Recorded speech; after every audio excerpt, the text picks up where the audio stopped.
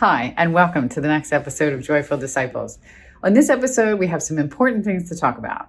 We're talking about parish renewal, we're talking about prayer, we're talking a little bit about Pentecost. So we're going to kind of cover the gamut because it is time to set about the work of rebuilding the kingdom at the parish level and also personally.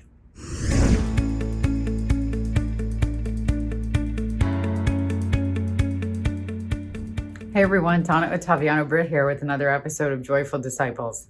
And the first thing I want to tell you is this environment probably doesn't look very familiar. This is my office.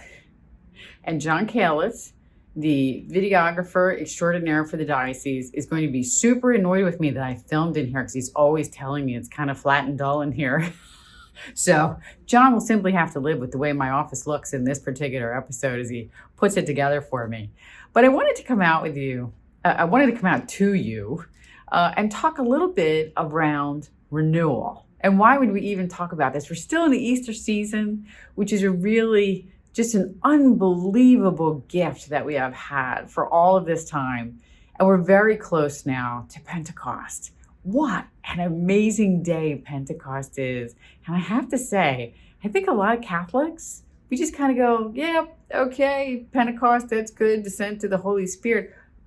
The unbelievableness, the coolness really of God to give us the Holy Spirit, to allow us to know God and to help us to actually do what we need to for the kingdom.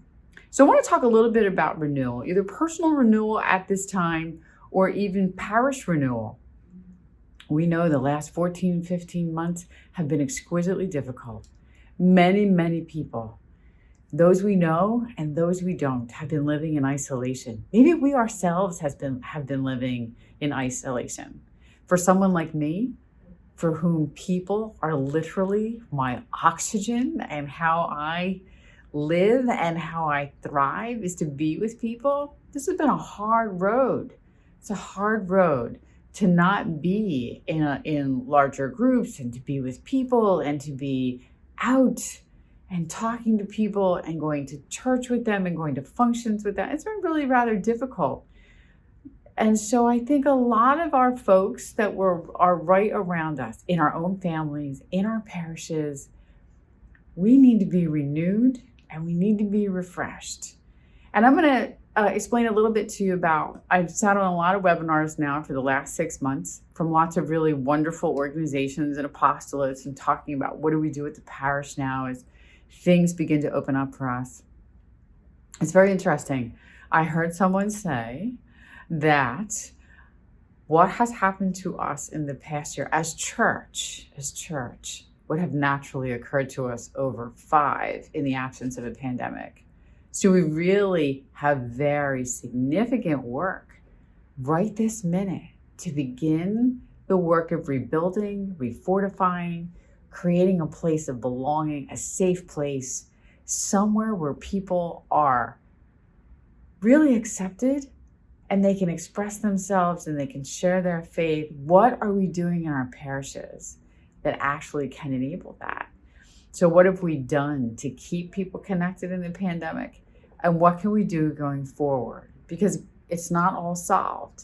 Some people are still going to prefer virtual engagement. Some people can't wait to get back to face-to-face. So there's all manner of things that we need to be thinking about. So in terms of renewal can come with the Holy Spirit if we're paying attention to the promptings, if we truly believe that the Holy Spirit will lead us to where we need to go and what we should do. So from a parish perspective, I think it's really important that we're praying for the Holy Spirit to lead us, to prompt us. Some days the Holy Spirit might need to really nudge us. So what might that look like? But I think as parish leadership teams, we really need to be praying for missionary zeal, praying for the right next steps. Because even here in the Diocese of Canada, we have 62 parishes. These are 62 separate, distinct, unique communities whose needs are different. So there isn't one thing that's going to help all parishes rebuild. We really need to look closely, but I think it all starts in prayer. And I would even say the same thing for personal renewal. as we head into Pentecost. So if you're here and you've been baptized and confirmed, you know the significance of the Holy Spirit. The Holy Spirit's been kind of my guy for a long time. I have often prayed to the Holy Spirit since I was a little girl. And even to this day, the Holy Spirit I pray often to please guide me, direct me. Let me say what you would have me say and not what I think I should say. Because I believe, as I know many of you do, that renewal and engagement and refreshment and acceptance and creating a sense of curiosity about the faith is going to happen one person at a time. And that's us and our engagement with another person, whether it's someone in our family, whether it's a friend, whether it's a coworker, whether it's somebody in the grocery store parking lot. So as we head into Pentecost and this amazing day that we celebrate in the church, the descent of the Holy Spirit, and really enrich yourselves in those readings. Read them ahead of time. Really let God speak into you on Pentecost.